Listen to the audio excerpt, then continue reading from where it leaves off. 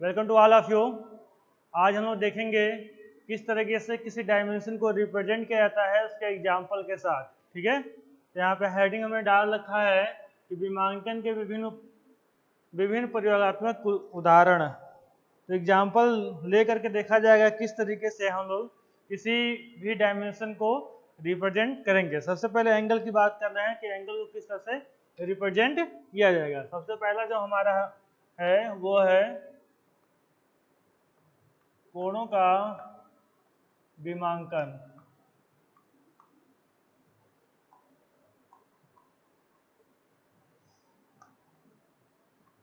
ठीक है, इसमें किस तरीके से एंगल को रिप्रेजेंट किया जाएगा ये देखते हैं।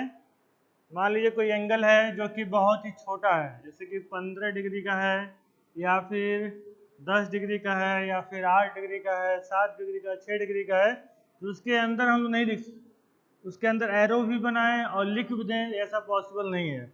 इसके लिए क्या करते हैं, एरो जो बनाते हैं वो बाहर की तरफ बनाते हैं। यहाँ पर इस तरीके से एरो को बाहर की तरफ बना लेते हैं और अंदर उसकी एंगल को रिप्रेजेंट करते हैं। जितना एंगल होता है उसको हम लोग यहाँ पे दिखा देते हैं कि ये हमारा 15 डिग्री का है। ठीक है, या तो फिर इसको ऐसे मिला लीजिए और यहाँ बाहर दिखा दीजिए कि ये 15 डिग्री का है। ठीक है, उसके अलावा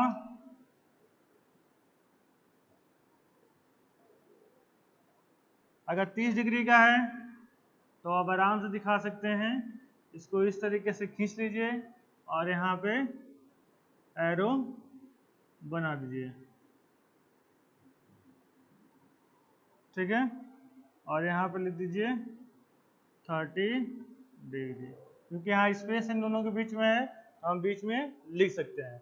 अगर ये एंगल बहुत कम होगा तो हम बाहर इसको दिखा सकते हैं। ठीक है, इसी प्रकार से अगर 45 एंगल दिखाना हो तो हम इसको इस तरीके से बनाएंगे।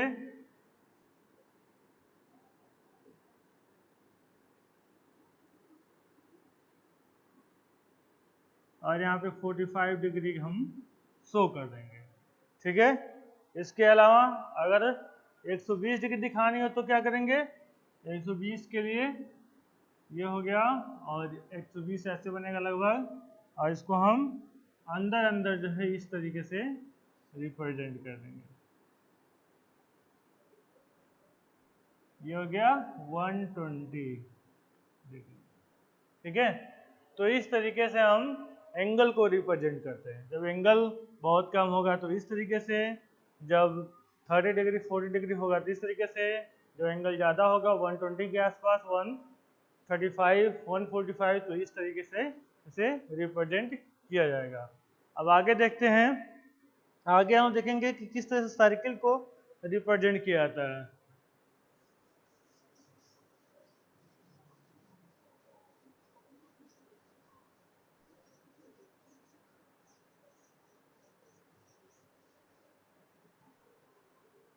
यहाँ आप इसे मिटा देते हैं और यहाँ लिख देते हैं वृत्तों का विमांकन। यहाँ पे लिख देते हैं वृत्तों का विमांकन। ठीक है, अब देखिए किस तरीके से, अगर बहुत छोटा सर्किल है तो उससे किस तरीके से रिप्रेजेंट किया जाएगा। तो इस तरीके से एक छोटा सा सर्किल बनाते हैं।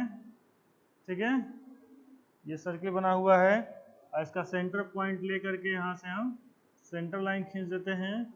और यहाँ पे मान लीजिए कि इसका रेडियस जो है, इस सर्किल का रेडियस 5 mm है, जिससे किसके लिए क्या करेंगे, रेडियस दिखाने के लिए यहाँ से यहाँ तक एक एरो बना लेंगे इस तरीके से, और यहाँ से इस तरीके से सीधे, और फिर यहाँ पे रेडियस कितना है 5 mm है, तो यहाँ पे रेडियस के लिए R और 5 लिख देंगे। इस तरीके से इसे रिप्रेजेंट करेंगे।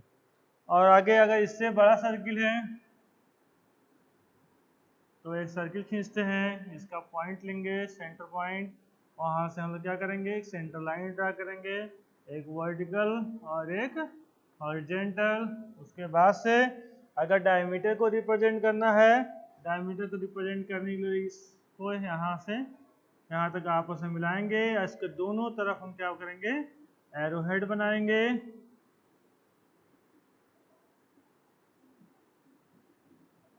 इसके बाद से इसे रिप्रेजेंट करने का तरीका क्या है, इसको आगे बढ़ा देंगे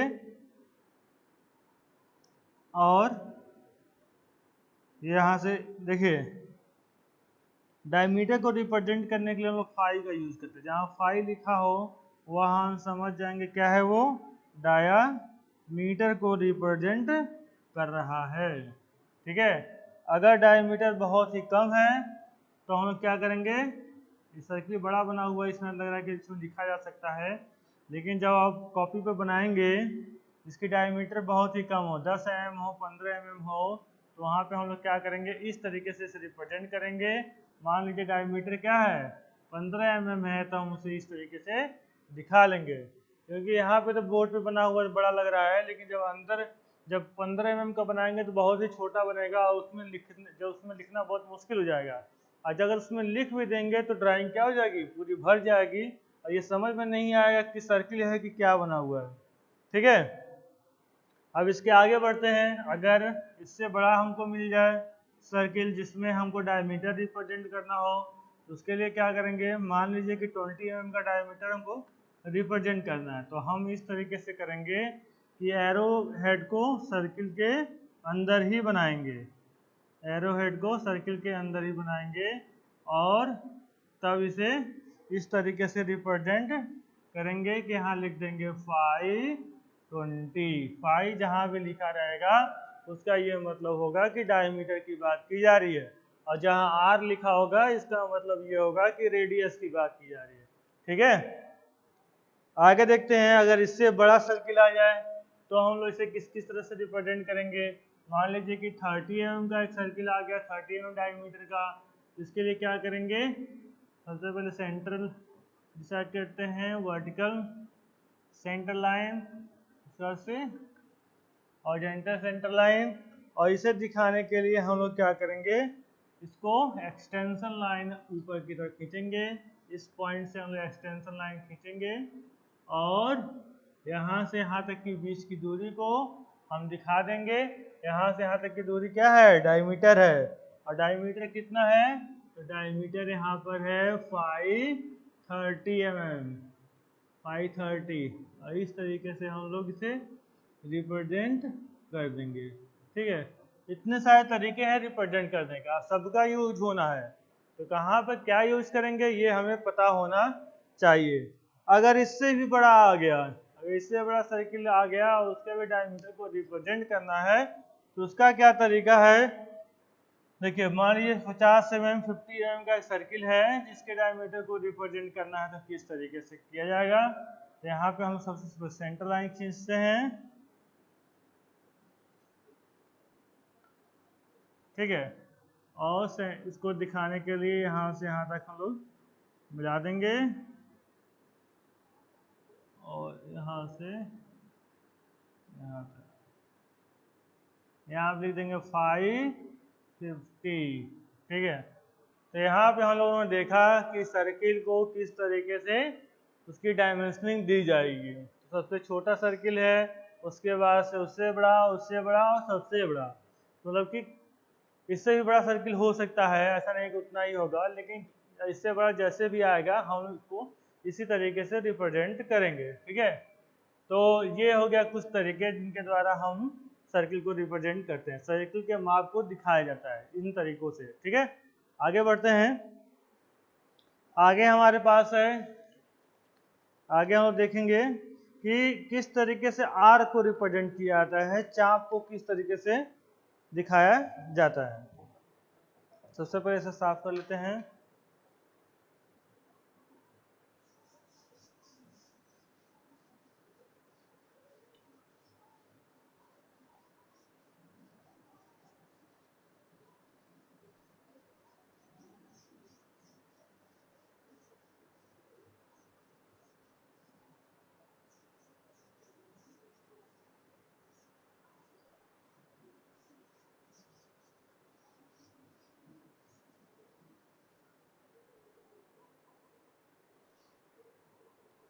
अब हम लोग यहाँ पर लिख लेते हैं, तीसरा नंबर हमारा है चापों का, मतलब कि आर, चापों का विमांकन। ठीक है, आर्क जो होता है, जो कर्व होता है, उसको किस प्रकार से हम लोग रिप्रेजेंट करेंगे। कहीं पर भी कर्व होगा तो उसका भी डायमेंशन होगा कि कितने रेडियस पे वो कर्व बना हुआ है, ठीक है ना। तो उसे भी हम लोग को ड्राइंग में शो करना होगा। इसके लिए हम लोग क्या करेंगे, उसके भी डायमेंशन को शो करेंगे। देखते हैं क्या क्या तरीके हैं डायमेंशन को आर्क को शो करने के लिए। मान लीजिए कि कोई यहाँ पे बॉडी है, तो उसमें आर्क किस तरीके से बना हुआ है।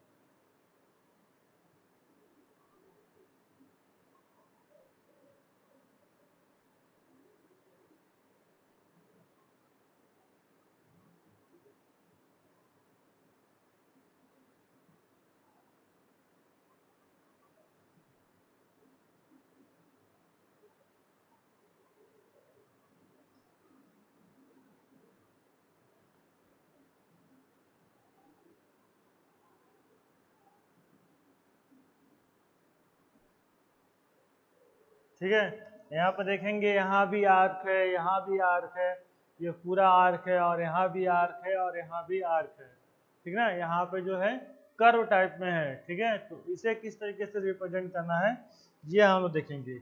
यहाँ का जो आर्क है, ठीक है, यहाँ का जो कर्व बना हुआ है वो इस तरीके से इसको एरो दिखाएंगे, और इसे रेडियस के फॉर्म में दिखाया गया है R8। मतलब इसका जो रेडियस है कर्व का, यानी कि इसको जब अगर पूरा सर्किल बना दिया जाए तो उसका जो रेडियस होगा वो 8 mm है।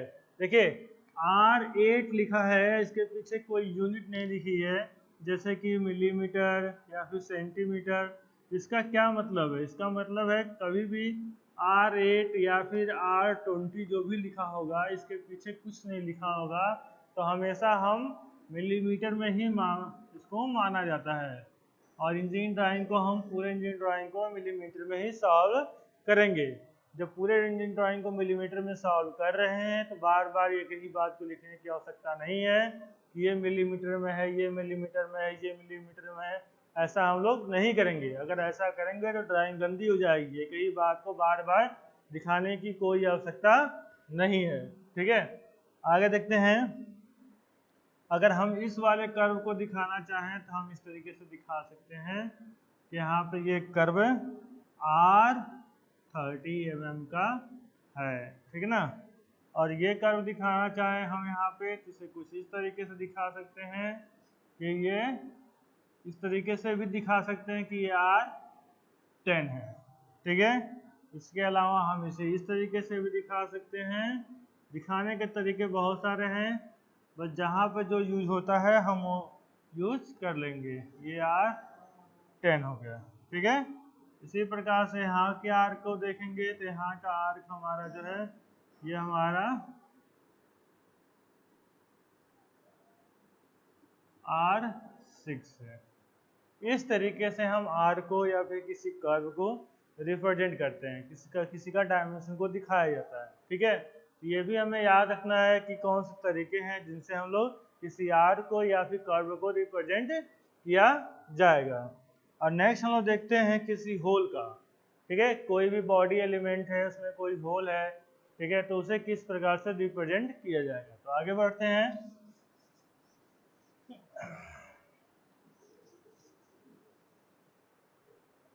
नेक्स्ट हमारा है कोड नंबर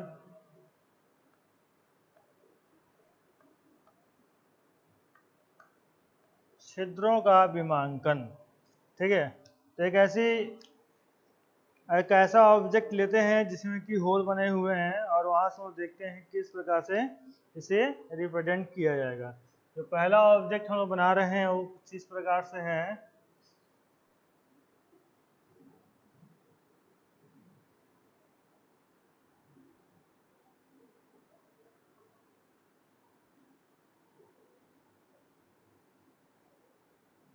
इसका सेंटर लाइन खींचेंगे,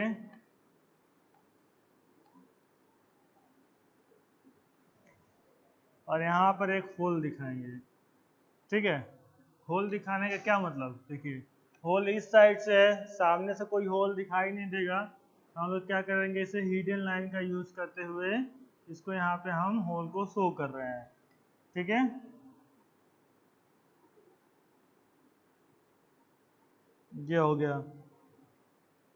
इसके बाद से अगर हम इसी को के टॉप व्यू को देखें, सामने से देखें, साइड से देखें, इस साइड से देखें, तो कैसा व्यू बनेगा ये भी हम लोग यहाँ देख लेते हैं। ठीक है ना, ये जो इसका जो डायमीटर है वो यहाँ पे आ जाएगा। ठीक है, उसके बाद इसका जो डायमीटर है वो यहाँ पे आ जाएगा, सर्किल दिखेगा ना ये। उसके बाद इधर से देखेंगे तो ये भी एक सर्किल है, तो सामने से देखेंगे तो ये कुछ इस तरीके से हमें दिखाई देगा।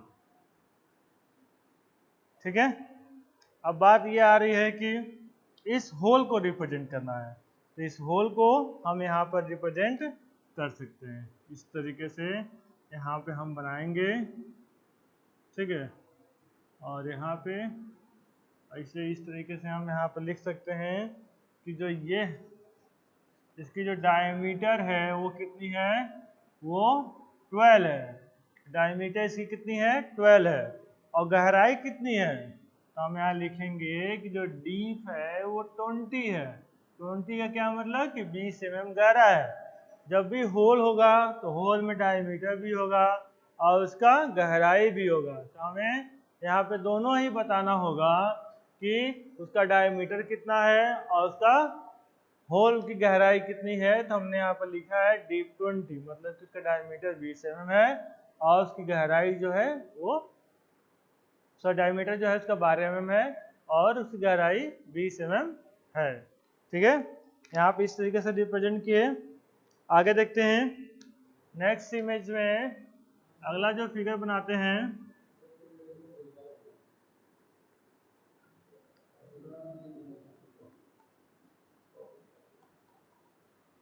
ठीक है, तो यहाँ पर इस तरीके से एक इमेज बना हुआ है, एक सर्किल है, ठीक है ना।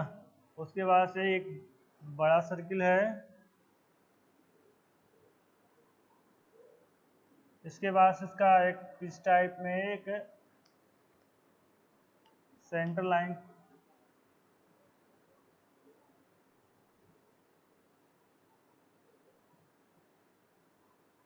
इस तरीके से खींचा गया है। ठीक है,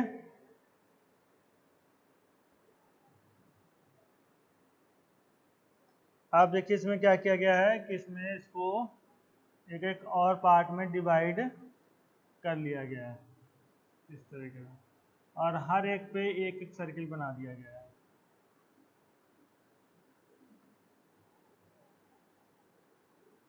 ठीक है, 4 हो गया और इसमें 6 बना हुआ है, तो 2 और बना लेते हैं हम। ठीक ना, अब देखिए किस तरीके से रिप्रेजेंट करना है। देखेंगे इसके लिए जब हम इसको रिप्रेजेंट करेंगे तो इसके लिए हम लोग क्या कर रहे हैं, इसका सेंटर लेकर के या फिर इस सर्किल को दिखाते हुए, इस सर्किल को इंडिकेट करते हुए एरो बनाते हुए हम यहाँ लिखेंगे कि 520, मतलब इसका जो डायमीटर है वो 20 mm है और 6 होल। ठीक है ना, मतलब कि जो होल की संख्या है, जो छेद की संख्या कितनी है, 6 है। 1 2 3 4 5 6, ये बात उसमें लिख दी। ठीक है ना, उसके बाद से क्या दिखाएंगे, जो डीप है, ठीक है, जो डीप है वो कितना है, 25 है। जो होल की गहराई है वो 20 mm है। ठीक है, इतना चीज हम लोगों ने देख लिया। उसके बाद से एक इमेज और है जिसे देख लेते हैं। उसके बाद से देखेंगे कि टेपर को किस तरीके से रिप्रेजेंट करते हैं। ठीक है, इसी में एक इमेज और है, यहीं पर बना के देख लेते हैं हम लोग।